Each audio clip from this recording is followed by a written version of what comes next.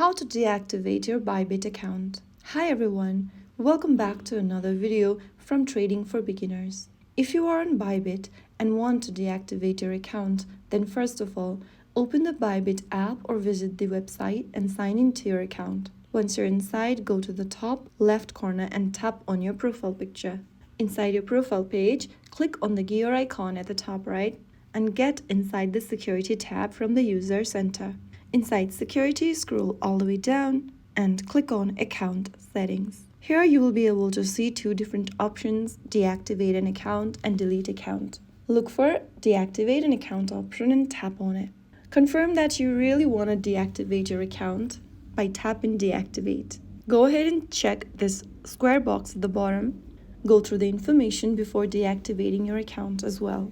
Remember, deactivating your account will not let you log into your account, including sub-accounts.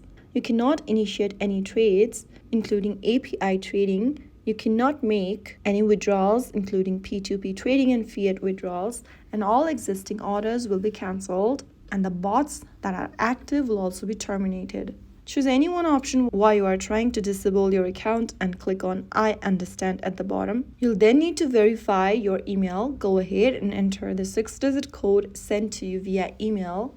And on the next page, you'll need to go ahead and enter your 2FA code as well if you've enabled two-factor authentication. And once you complete that, you'll be able to deactivate your account right away. So that's how you deactivate your account for Bybit. Make sure you've withdrawn your funds and completed any pending transactions before deactivating. If you ever want to reactivate your account, then you can go ahead and do it, but you must wait at least 24 hours after deactivating your account before you can reactivate it yourself. So that's how it's done. If you found the video helpful, don't forget to like, share, and subscribe to our channel. I will see you again in the next video. Thank you for watching.